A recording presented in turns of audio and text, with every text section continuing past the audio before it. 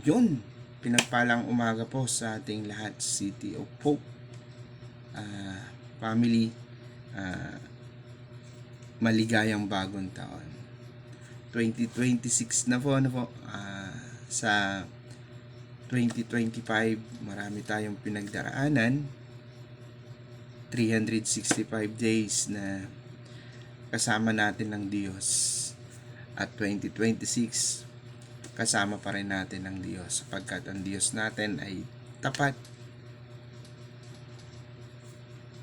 at mapagbigay. Siya yung Diyos na tuloy na gabay natin sa bawat araw. Salamat sa kanyang katapatan. Kaya sa umagang ito, na isang malaking pribilehiyo muli na ibahagi yung mabuting balita. Samahan niyo po ako mula sa Aklat ng Pahayag, Kabanata 1, talata 4 hanggang 8. Sabi po dito, gawin ito, galing ito kay John para sa 7 church ng Asia. Nararanasan nyo ang kagandahang loob at kapayapaan na galing sa Diyos. Siya ang ngayon, noon, at darating. At galing din ito sa 7 espiritu na nasa harap ng trono ng Diyos at galing kay Jesus Christ na maaasahang nagsasabi ng totoo, ang unang binuhay mula sa mga patay, ang pinaka-leader na lahat ng mga hari sa mundo. Mahal niya tayo at pinalaya niya tayo sa mga kasalanan natin noong inialay niya ang sarili niyang dugo at ginawa tayong lingkod ng Diyos at ginawa tayong isang kaharian ng mga priest na naglilingkod sa Diyos at Tatay niya. Purihin si Jesus Christ, makapangyarihan siya magpakailanman. Amen. 7. Tingnan ninyo, dumarating siya na nasa mga ulap, makikita siya ng lahat, pati yung mga sumaksak sa kanya. Sobrang iiyak ang lahat dahil sa kanya. Ganyan nga ang mangyayari. Amen. 8. Ako ang Alpha at ang Omega, sabi ng Panginoong Diyos na makapangyarihan sa lahat. Siya ang ngayon, noon, at ang darating. Amen. Sige po, manalangin tayo ng saglit. Panginoon, maraming salamat po sa umagang ito. Panibagong taon, panibagong simula. Panginoon, samahan niyo po kami sa bawat lakad namin at lalo tigit sa aming pagbubulay ngayong umaga. Samahan niyo po kami na maunawaan ng inyong salita bilang isang lingkod, bilang isang alipin, bilang isang disipulo, Panginoon, na maipakilala ka namin, Panginoon. Sa pamamagitan nito, marami pang maabot na di pa mga mananampalataya, Panginoon. Samahan niyo po kami. Ganon din, Panginoon, sa iyo namin itinataas, dalangin na ikaw palagi ang may taas, Panginoon. At ganon din, Panginoon, anuman yung sasabihin ko, Panginoon, inaayon sa iyo, Panginoon. Ikaw palagi yung napaparangalan, Panginoon. Panginoon, sa umagang ito, sa iyo namin pinagkakatiwala ang gawain ito sa pangalan ni Jesus. Amen. Yun. Marami na po tayo napapanood na mga tawag doon na mga pelikula na patungkol sa pagiging hari, maging man po to, kalimitan mga ang tawag doon, mga fantasy, mga mythology. Marami tayong mga napapanood na patungkol sa hari na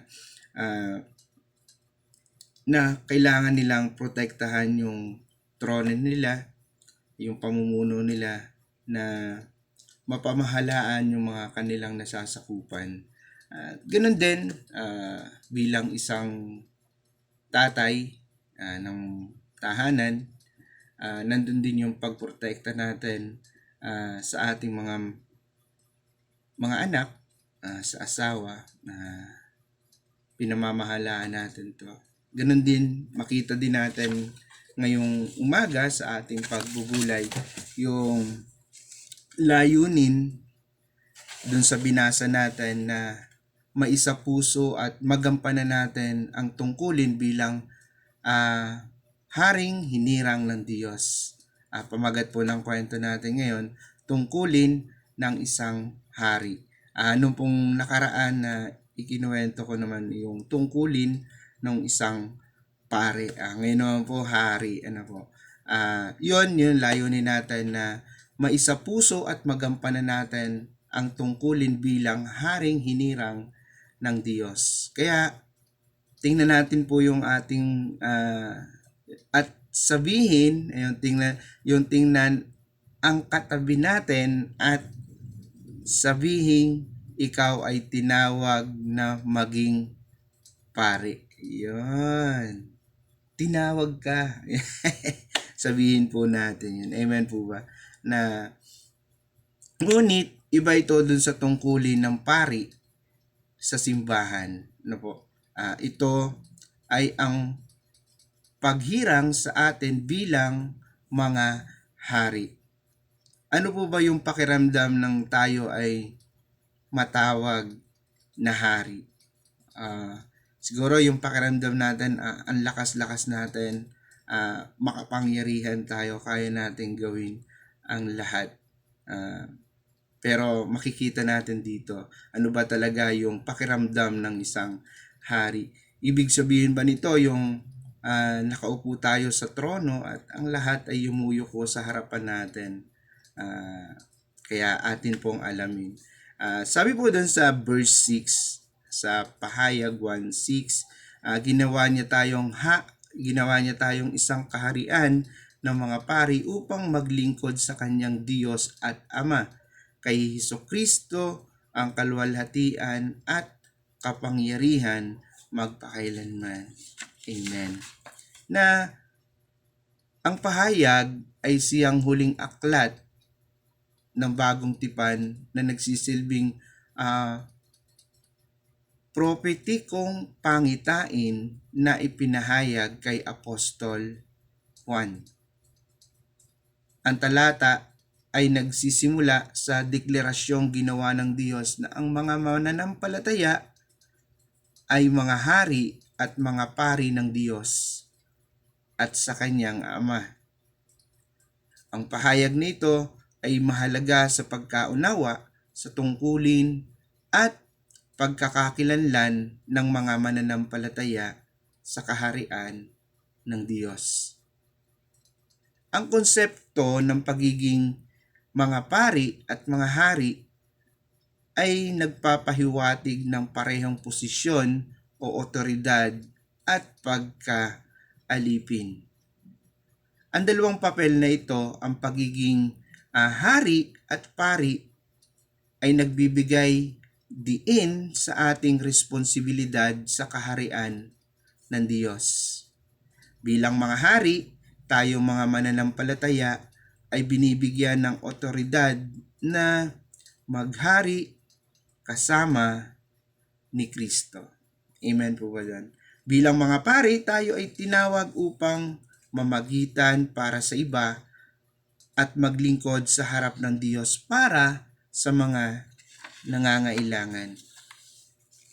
Ang isang hari ay nakaupo sa kanyang trono at namumuno at namamahala sa kanyang nasasakupan.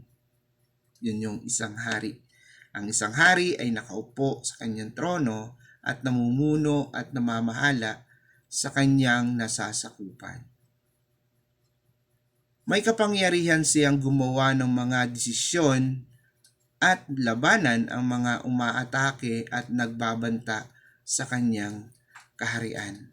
Kaya tayong mga mananampalataya ay ginawang kaharian sa pamamagitan ng dugo ni Kristo Jesus at nakaupong kasama niya sa mga makalangit na lugar. Amen po ba doon? Tayong mga mananampalataya ay ginawang kaharian sa pamamagitan ng dugo ni Jesus. Sa kapangyarihan ni Jesus, magagawa nating labanan at talunin ang mundo, ang laman at ang diablo. Kaya kapag may Kristo sa puso natin, mapapagtagumpayan natin yung bawat pagsubok na pinagdaraanan natin. Kaya balang araw, maghahari tayo sa lupang ito kasama ang nag-iisang tunay na hari, si Jesus Christ, si Jesucristo. Kaya bawat pagsubok kapag napagtagumpayan natin to, yung mga makamundong nais natin, yung mga kalooban lagi natin yung nasusunod, yung makalaman, tiyak na kapag kasama natin ang Diyos, mapapagtagumpayan natin to. Kaya balang araw, maghahari tayo sa lupang ito kasama ang nag-iisang tunay na hari, si Jesucristo. Kaya ano po ba yung interpretasyon natin dito? Ang konsepto ng aklat na ito ay napakahalaga sa pagkaunawa ng kahalagahan ng pahayag 1:6. Ang pahayag ay isinulat noong panahon ng pagdating ng pag-uusig at pagdurusa para sa mga unang mga Kristiyano. Yan. Sabi ko doon, ang pahayag ay isinulat noong panahon ng matinding pag-uusig at pagdurusa para sa mga unang mga Kristiyano. Ang mga tema ng espiritual na otoridad, banal na pamana, at walang hanggang papuri ay magiging napakahalaga at nakakaaliw sa mga unang mananampalataya, nagbibigay ng pag-asa at pampatibay loob sa gitna ng kahirapan. Amen. Ang mga talatang ito ay naglalaan din ng mga elemento at simbolismo, ang imahe ng pagiging mga hari at mga pari ng Diyos ay sumasagisag sa kaharian ng Diyos na sumasailalim sa ating maharlika at paring tungkulin sa pagkatawan at paglilingkod sa Diyos. Para sa ating mga mananampalataya, hatid ng talatang ito ang makapangyarihang mensahe ng pagkakakilanlan, otoridad at layunin sa kaharian ng Diyos.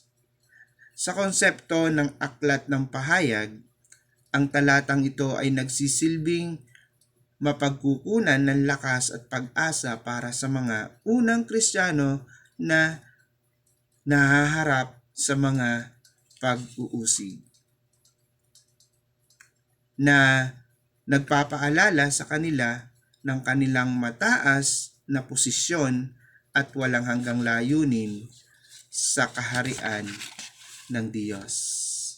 Kaya samantala, ang talatang ito ay nagsisilbing namang inspirasyon para sa mga mananampalataya sa kasalukuyan upang maipagpatuloy ang kanilang pagsunod at paglilingkod sa Diyos. Amen po. Kaya paano kaya natin to may apply sa personal nating buhay, yung talata na yon mula sa pahayag 1:6. Kaya bilang mananampalataya, nasa atin na ang lahat ng karapatan upang mapamunuan at mapaglingkuran ang mga tao na nakapaligid sa atin, lalo na yung mga hindi pa nakakakilala sa Panginoong Hesus. Sino-sino po ba yung mga hindi pa natin nababahagi na ng mabuting balita? Marami pa po sa pamilya natin, mga kaibigan natin, mga kapitbahay natin. Kaya bilang mananampalataya, nasa atin na ang lahat ng karapatan upang mapamunuan at mapaglingkuran ang mga taong nakapaligid sa atin. Tinalaga ng Diyos ang kalikasan ng bawat tao upang ipagtanggol ang mga nasa ilalim ng kanyang pamamahala. Kaya buksan niyo po sa unang Timoteo 5:8, sabi doon, ang sino mang hindi kumikilala sa kanyang mga kamag-anak, lalo na sa mga kabilang sa kanyang pamilya, ay tumalikod na sa pananampalataya. Ito ay isang katotohanan na dapat nating bigyan ng pansin, lalo na sa gampanin natin bilang hari na pari. Kaya ito yung iiwanan ko na tanong po sa inyo, tinawag ba tayo ng Panginoon? Pangalawa, tayo ba ay mga napabayaan? Tayo ba ay may mga napabayaang tungkulin?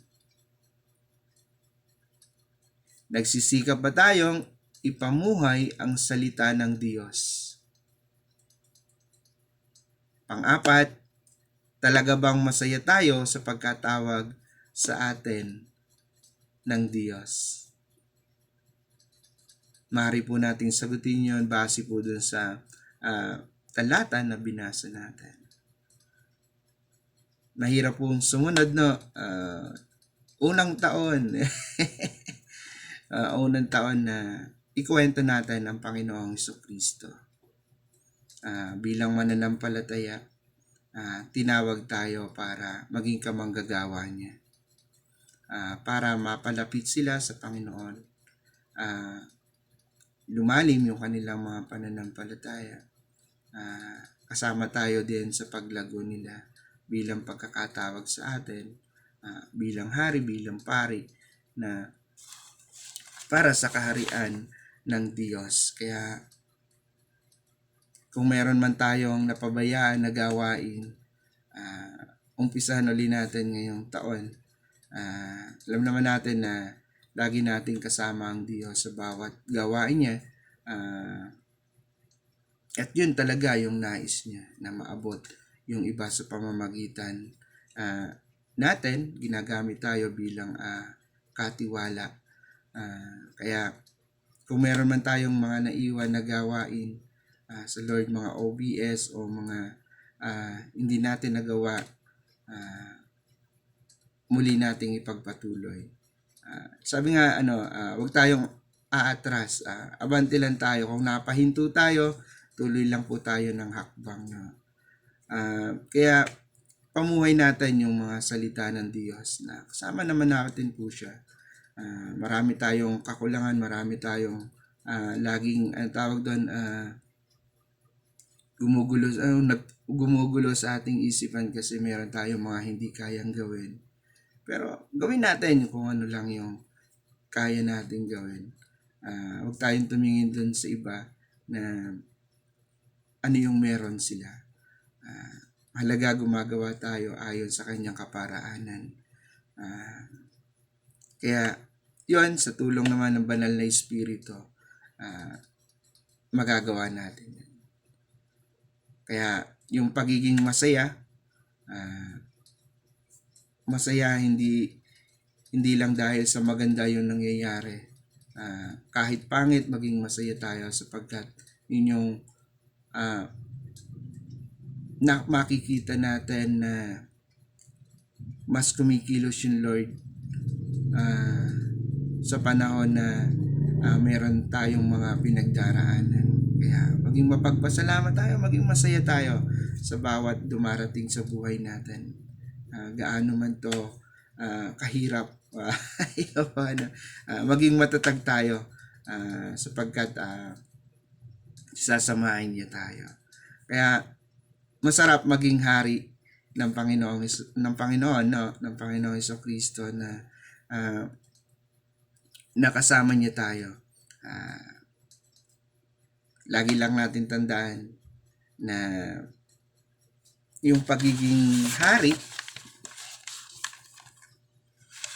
ay namumuno at namamahala sa kanyang nasasakupan. Bilang isang mananampalataya, lagi nating protektahan yung ating mga gawain, yung sa mga OBS. Samahan din natin sila. Meron naman tayong mga gagabay din sa atin na pinagkatiwalaan din ng Diyos para makita kung ano yung mas mainam na gawin. Kaya, yun po, hanggang din na lang po. God bless po. Happy New Year.